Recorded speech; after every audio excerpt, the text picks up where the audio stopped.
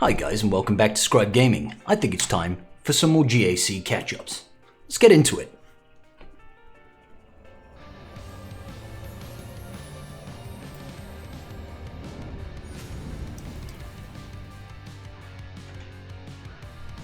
Alrighty, okay, so we are here, ladies and gentle beans. We are here. This is week 3, round 1, and we are against the gentleman known as Shiny Pants.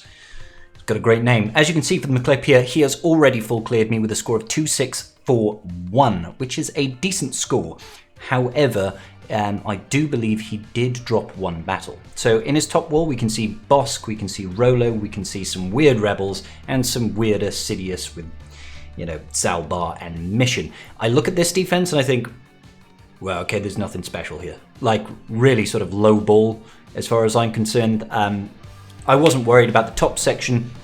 The southern section is where we were having some issues. Now, with this guy, I checked his defense and he always kept both of his GLs for offense.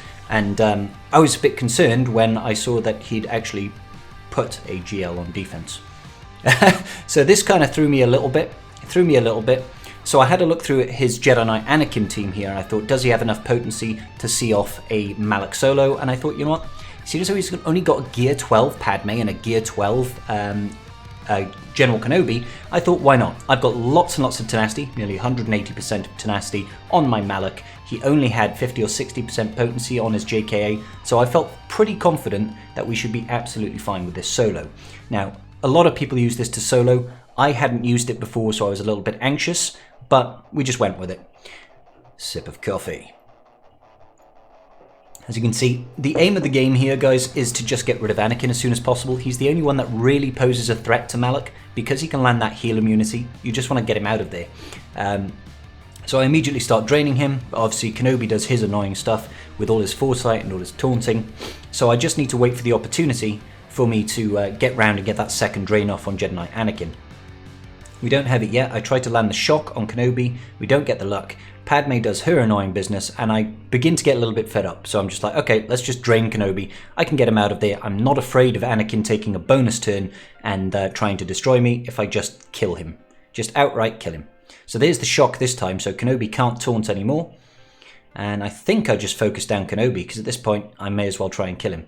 Padme gets yet another heal off, but now we can target Anakin. Anakin's out of there, and we've just got a pair of G12s to face off against my my R5 Malak. Really nothing so much to write home about in this one, guys. Pretty straightforward victory, pretty easy dub if you ask me.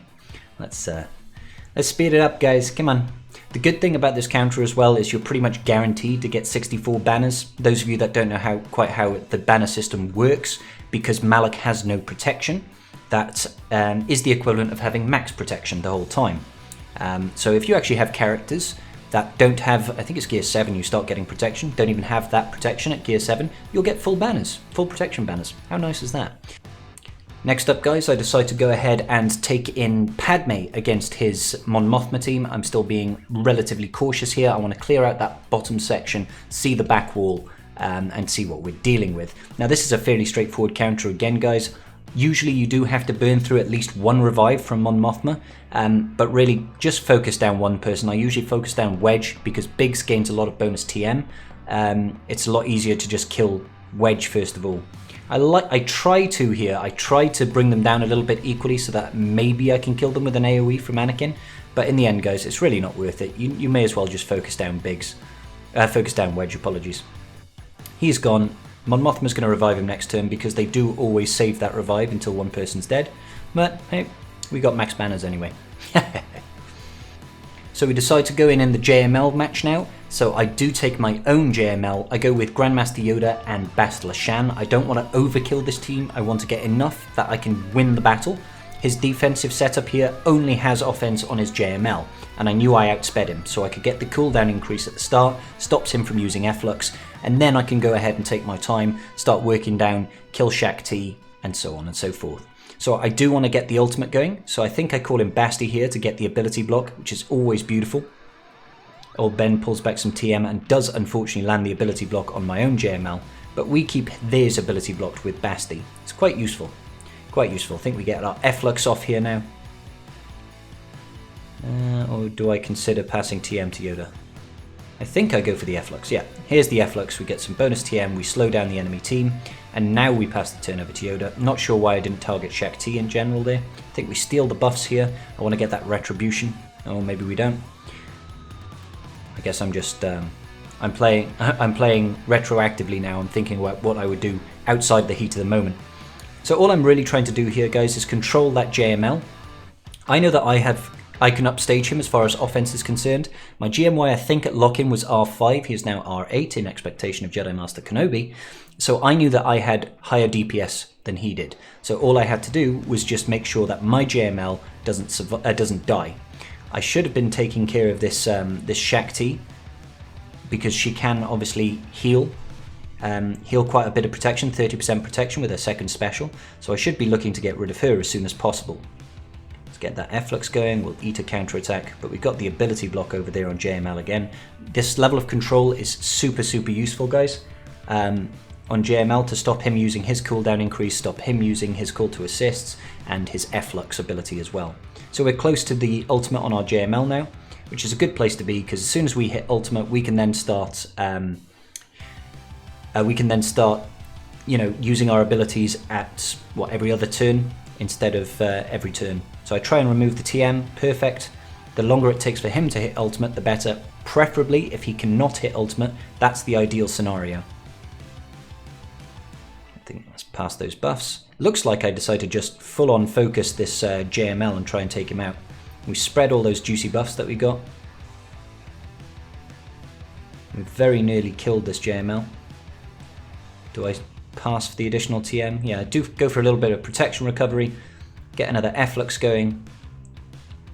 Ability block will never stop you from landing your ultimate, guys, just so you're aware. Let's go ahead. I think we actually kill this JML before he ults. So I should AoE, and then I should do the big hit. And that should get rid of JML.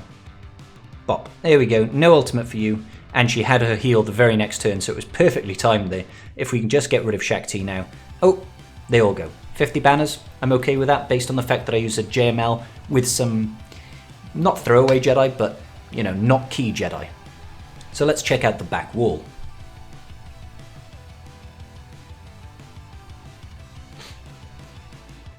So when we check out the rear section now, we see we've got Geos, we've got Palps, we've got GG, and we've got Phasma. I look at this and I think, bonus. This is really not, I mean, it's not a complete walk of a back wall, but there's nothing here that's going to trip me up.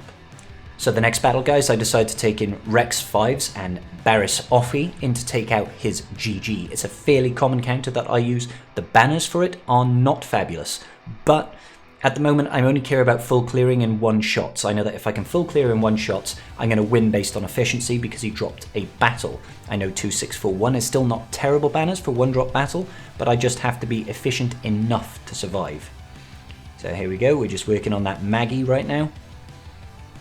Really, when you're facing off against a Relic Magna Guard, you are kind of almost inevitably dependent on Rexolate to try and get him out of there, because that B1 is just going to constantly be healing him up, so we do have to just survive until that point. Barriss, I find, is a very useful third for this, because you won't use her elsewhere really unless you place this team on defense, and she can give you that little bit of extra survivability that you need without wasting a character like Shaak T.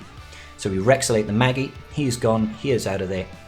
We take some big hits here, which is a bit unfortunate. And then I think I should be taunting because GG will... Oh, okay, I don't taunt. I was going to say, GG will definitely target Barriss Offee in that situation. Maybe I was a little concerned that that GG would just one-shot the 5s, and that would make it very difficult for me to keep my Rex alive to Rexolate. So, let's see how this goes. It looks like I'm about to get the sacrifice as well here. I think I keep hitting the B1 for now. Okay, so I bring the taunt over to 5s just so that we don't get the sacrifice. I think that's probably a smart move there. Save ourselves some banners. My 5s is modded for a lot of defense, guys, so it's quite hard for him to actually one-shot my 5s.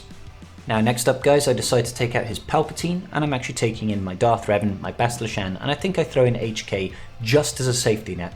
It's a Palpatine with Bastila Shan fallen. I mean, I'm fairly certain that I'll walk all over this, but I want to make sure that I at least hold some good banners. So I've gone in with the extra unit. I don't think it was necessary, but we did it anyway just for precautions. I don't want anything to surprise me, bite me in the bum, and find myself low on banners. We've got the advantage here in so much as he's dropped a battle, so we might as well try and maintain that advantage. There you go, Royal Guard proving his usefulness. About as useful as a chocolate radiator. 54 banners, it will take. So we do decide to go in and use Traya Scion. I trusted my gut on this one. I thought we'll take Traya Scion. They are Relic 5 or Relic 5 Traya, Relic 3 on Scion. With these two here, we should be able to tank out the damage from even a Relic Spy, I was hoping. We do have them modded correctly for a lot of health and crit avoidance arrows. So I was excited, a little bit anxious to try out this counter, but as you can see guys, it's working pretty well. We managed to get round to Traya's first isolate. The enemy is already in the orange health for the most part, so I just know that if I can get round to another turn with Scion, we get the Hell by Hatred, and we are laughing at this point guys, we are laughing. I restore some of my protection there, get the ability block or yeet out that GBA, and now we only have Spy to worry about, and it's not a problem. Out she goes, boop, and I'll take the 53 banners for that. Easy victory once again. Alrighty, so for the next battle I decide to go in with Vader and Watt, and this is to go ahead and take out that Rolo team. I figured I don't need Vader and Watt in anywhere in the upstairs section because the teams there are fairly weak, and I might as well take advantage of the anti-rebel synergy that is within Vader's kit to just completely annihilate this Rolo team. Because we do have weapons tech on Vader, I don't need to worry about that Captain Han reviving anyone. Can't revive when you've got weapons tech, and in the end, he basically dies from the dots anyway. Easy 55 banners for me. Next up guys, we do have a Bosk Bounty Hunter team, and I decided to take an old favourite, which is the JTR team. There is no CLS in this guy's defense, no CLS Han Chupio, CLS Chupio and C-3PO, so I may as well use JTR here. She is still a very strong counter to Bosk, so we might as well take advantage of that and kill some bounty hunters. Just decide to get a little bit of additional TM coming out of our R2-D2 here, and we want to try and get rid of that Boba as soon as possible. We've got the control over on Bosk, he's ability blocked and dazed, so we're looking in a pretty solid position for that. We just don't want him trying to cleanse all that and get the taunt up. So I think we just go for the basic here, try and trigger some more TM. Yeah, keep on doing that roly action, Mr. BB-8. Let's pull back the time on Bosk. Can't have him having a turn. And now we go back over to Boba. And let's do some real damage. There goes Boba. One life is down. Let's get some burning. Hopefully get rid of that Dengar as well. Dengar might die from the burning here. There we go. Happy days.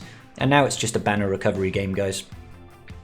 The Bosk is completely controlled right now. There's absolutely nothing he can do to this team in this position. So I think I'm just spamming specials, hoping that I can get round to an Illuminated Destiny. There it is. We popped the Destiny. We recover the lost protection on BB-8, but R2-D2 is definitely too far gone on the protection front. So we might as well just kill this Bosk. Job done. 53 banners. Again, I'll take. So I decide to go in and use my Shaak clones team now, guys. I may as well try and use the teams that are the most efficient going into the end of the battle. I'm not concerned about this team. I just thought this will at least be able to chew through the additional dots and attacks out of turn, and the tanking that Zalbar is going to be doing with the turret from Arc will be able to constantly remove that that taunt.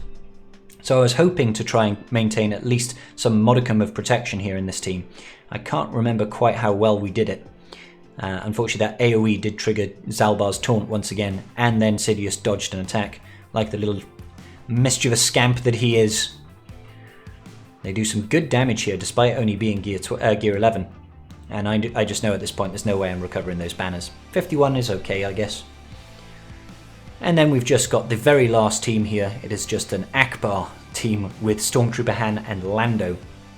I still have some decent characters. Got my JKR, still got Jolie, still got Ezra. Alternatively, I figured I could use my Mon Mothma team here. Even though it's not a very good team, what it does have is a lot of banner recovery. So I thought it would actually be better to use this than JKR with Jolie and my low-geared Ezra. I thought this would have more healing capabilities to give me better overall banners. So I immediately focus down Lando because he's got that nasty AoE, and then it's straight on to Admiral Ackbar because he has all those assists. We don't really want to be dealing with Stormtrooper Han if we don't have to, because he's passing all that additional TM so when he's taunting. So we just laser down Ackbar, and then I'm thinking, yep, we're looking pretty solid here. Looks like we've got maximum banners, might as well use that heal just in case, and we get the good 54. So when we check out this guy's fleet in the back wall now, excuse me, we do see he does have a Negotiator, and that's probably where it saved my banners, because he obviously didn't have both of his Get 2 fleets for offense, and he dropped the battle against my my Holdo fleet, my resistance fleet. So I'm just going to go ahead and use my Malevolence to take out the Negotiator. It's a very straightforward counter. I usually almost always save both Get 2 fleets for offense, guys, simply because it gives you that flexibility to be able to take out pretty much any defensive team that your opponent decides to face. So for me, it's just it's a risk appetite thing. When it comes to fleet, I don't want to mess around and use funky counters on the off chance that they might win. The only time I'll put a Get 2 fleet on defense is if my opponent has only got one. So, Buzzies on Anakin as a priority. Unfortunately, we didn't land the buff immunity on Anakin. That can really help to stop him from stealthing when he triggers his unending loyalty. So I can't even target Anakin right now with this AoE to get the additional attacks. And he's used his first special with the Negotiator to put unending loyalty back on Anakin. And that's not a bad thing. That means we don't have to deal with the AoE from the Negotiator causing that daze, doing additional damage. So we've still got our first Buzz Droid surviving, Vulture Droid surviving at the moment. We go ahead and call in Spy. Spy can hopefully target down Anakin, which he does, and then we do the big hits on Anakin, triggering his unending loyalty. I decide to go for Ackbar in here because Anakin's going to die from his dots anyway. Oh, okay, we decide to finish him off. Finish him off anyway. And then back over, it looks like, to the BTLB Y-Wing. When you find yourself in this position, Negotiator with Malevolence matches, you know you've won. Anakin, if you get him out early, will stop the enemy from reaching their ultimate super quickly because they don't have Anakin passing around the Valor buff, which obviously gives additional TM to the Negotiator.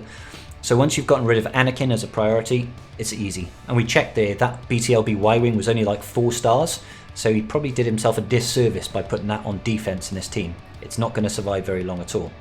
We go ahead and get the Buzz Droids over on Snips right now. He takes out my Vulture Droid. That does cost me some banners, but I know at this point that my banner count doesn't matter because I've already one-shot full cleared his defense and we got some pretty solid banners there. So we decide to take out Ahsoka here, and that is basically all she wrote. Because he's only got Houndstooth and that Ahsoka really protecting his defensive line. He doesn't have any DPS left, so I know that once Houndstooth is gone, we are laughing. And he just decides to put the basic ability out from the Negotiator. You gotta love the AI sometimes. Not a whole lot he can do here. We should be able to clear out Bosk soon. Is that? Yep, there it goes. And then there's just Ahsoka.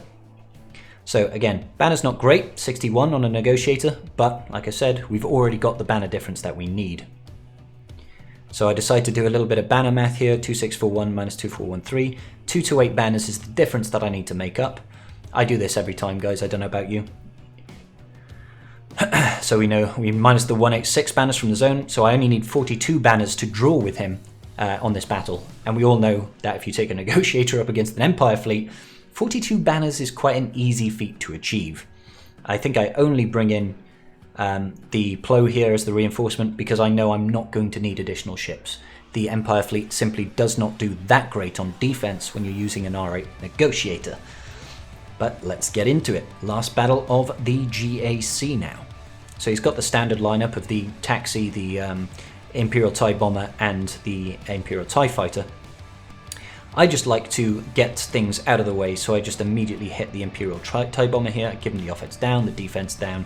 He can be quite a chunky boy. Mass swarm over there on that Imperial TIE Bomber.